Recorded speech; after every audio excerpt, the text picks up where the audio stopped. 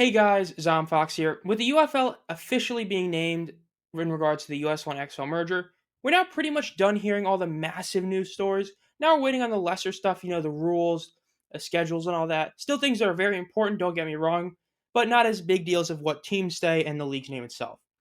But the next thing on the bracket is supposed to be the USFL and XFL dispersal drafts.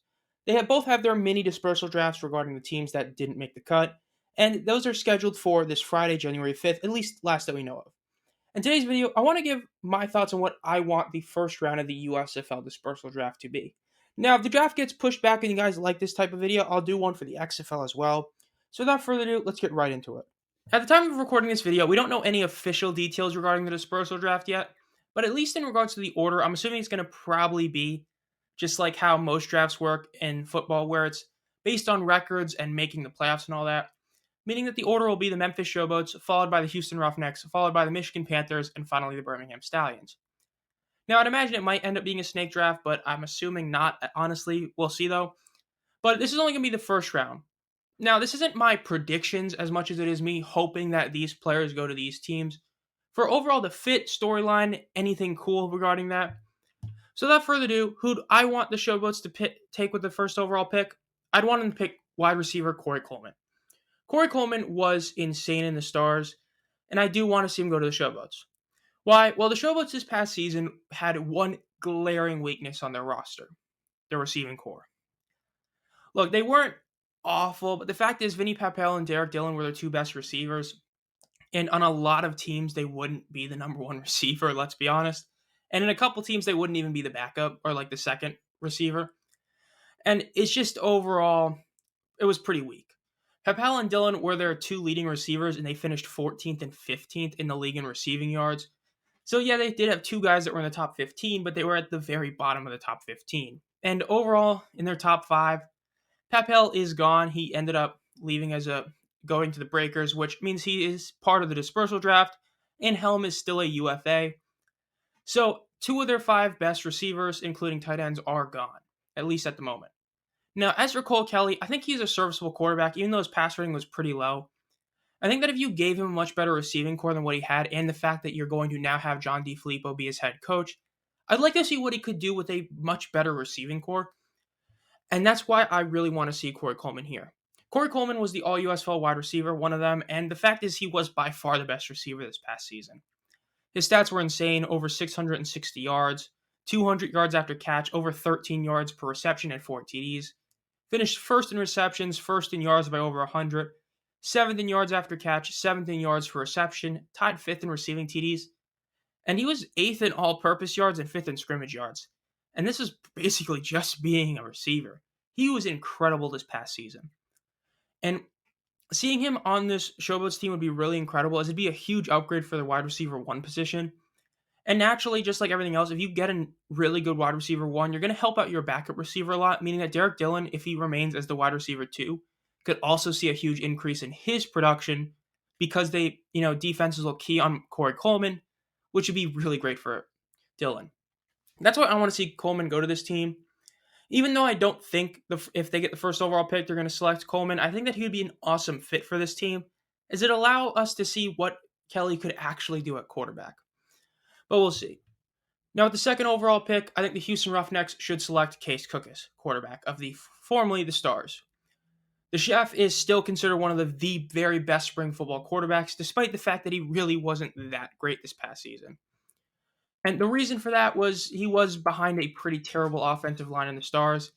Overall, though, he still finished really good in a lot of stats.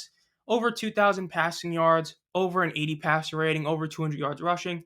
He finished 11th in overall rushing yards, 4th among quarterbacks, 5th in yards per rush among quarterbacks, tied second in fumbles and fumbles lost, however, for quarterbacks. But passing-wise, he was still really good. He did have the most passing attempts in the entire league, but only finished 3rd in passing yards. He was 5th in completion percentage, tied for 2nd in interceptions, was 2nd in passing TDs, 2nd in sacks taken, and 6th in passer rating. The sacks taken were not surprising. The offensive line of the Stars was truly terrible this past season. It was a huge reason why the Stars struggled so much and why Cookus wasn't as dominant as he was the year prior. But it's all going to change here. Curtis Johnson proved that he could really make a great receiving core, as 4 of the 5 leading receivers have returned. 5 of the 8 offensive linemen of a really good offensive lineman, especially the fact that Avery Genesee is coming back. And all 4 all USFL players are back, meaning he's going to have multiple elite wide receivers. Justin Hall is incredible. ARW was really good. And he's going to have a great offensive line, and of course, Mark Thompson. He's going to have a much better core. Even though he won't have a receiver as good as Corey Coleman, he'll have an overall receiving core that's much better than what he had with the Stars, much better offensive line, and a much better running back in Mark Thompson. So overall, be huge upgrades. But really, the biggest reason I want to see him here is because of the big 3 this team could get. This team could get a legitimate big 3 that would compete with any team pretty much. The Stallions are the number 1 team in this league by a country mile. Until proven otherwise, they are the best team in spring football by a long shot. And I don't think many teams can really compete with them talent for talent. And while I don't think this team could with depth, with the starting group, this starting 3 could legitimately do wonders against the Stallions. You have arguably the best quarterback in Case Cookus. You have the best running back in Mark Thompson. And if he is fully healthy and recovered from his ACL tear, Chris Odom, the last time he played in spring football, was the best defensive player in the entire league in the USFL and all spring football. This core, fully healthy, playing together, would be insane. And they could legitimately carry this team to a championship, and that's what I really want to see. This trio would be unbelievable to witness in one team. So I hope the Case Cookus goes to the Roughnecks. Now, the last 2 get a bit harder in picks, but for the Michigan Panthers, I want them to select Darius Victor. Yes, I think Vito would be great here, and this one's the simplest one. I think he's just an upgrade over Reggie Corbin. I just do. Look, once you eliminate the game Reggie had against the Stars, the famous, give me the ball, I'll kill him, he really wasn't all that impressive. He had like 140 yards that one game, and then the other 8 games he played in the season, he barely had 300 yards. Victor's just a better player, in my opinion. With them both having basically the same amount of carries, Darius Victor had well over 100 yards more, averaging 5.5 yards per rush.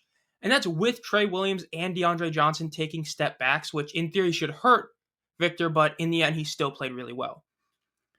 Now, Victor did have a lot more fumbles, as Reggie had so few that he's not even in the top 25 in fumbles.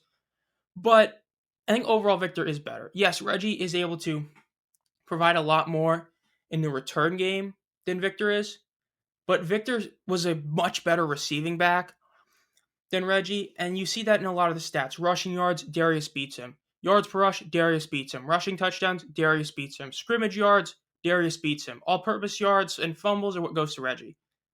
Overall, I think Darius would be really good as an upgrade to Reggie, but I don't think you get rid of Reggie. I think that Reggie would be unbelievably good as that backup number 2 running back and still able to do his return duties. But as an RB1, Darius Victor is just elite. He is one of the best spring football running backs. Putting him on this team over Reggie and then putting Reggie at the backup would make this duo just insane. That's what I want to see. I want to see Darius go to the Panthers. Now, the last one is the hardest one because the Stallions really could get anybody. They don't really need anyone, though. I think they should get Vontae Diggs. So, why? Well, Vontae Diggs, let's just look at how he did last year. Last year was really good. For a lot of the season, he looked to be the outside looking in at the DPOY conversation. Everyone knew he wouldn't make the All-USFL team because that elite trio of, Ginda, Tizino, and Orr, who were just insane. But he still was incredible. 7th in tackles, tied for 5th in solo tackles, tied for 6th in TFLs, tied for 2nd in interceptions, and tied for 8th for passes defended. He also did have over 2 sacks. He did have a pick 6. He was just really solid this past season. But why do I want him to go to the Stallions? Because, hey, there's other linebackers. There's Reuben Foster. So why do I want to see Diggs here? Well, it's because this potential linebacking core would be insane and also be overall beneficial. Number 1, just this trio. The Stallions, who signed Zeno just at the end of free agency, who already have Scooby Wright, now would have Vontae Diggs. If this trio stays healthy and plays for a full season, they're the best linebacking core in the entire league by a mile. Nobody else would be close to them. With the only exception being if the Panthers were able to get Foster, then it would make them really good with Ginda and Foster. But why Diggs over Foster? The reason is because of the whole coaching thing. We don't know what's going to happen with the Hortons, Ray, or Jaron, but I'd imagine at least Jaron is probably going to go somewhere else. And if he goes to a team that isn't the Stallions, having a guy who was in his system is going to help a lot and do wonders for matchups against his team. That's why Tizino is awesome for the Stallions, aside from him just being a great player. Diggs can do the same thing for DiFilippo. Diggs practiced against DiFilippo's offense in New Orleans, and since the Showboats survived and got DiFilippo as their head coach, Diggs is going to be a huge impact in being able to counter some of the DiFilippo stuff, as the Breakers Stallions were the biggest rivalry in the USFL. So getting Diggs over Foster helps you, and not only is he a really great player who might not be as good as Foster, but is still close, but the fact that he's going to help you out in going against his former coach in DiFilippo. That's a big reason for this and why I want the Stallions to get Vontae Diggs. So that'll do it for me on what I want the first round of the USFL Dispersal Draft to go. Like I said, if the draft gets pushed back again and you guys want it, I will do the XFL side of this. So be on the lookout for that. As always, make sure to subscribe and hit the bell to be notified as soon as I upload any videos, and have a great night.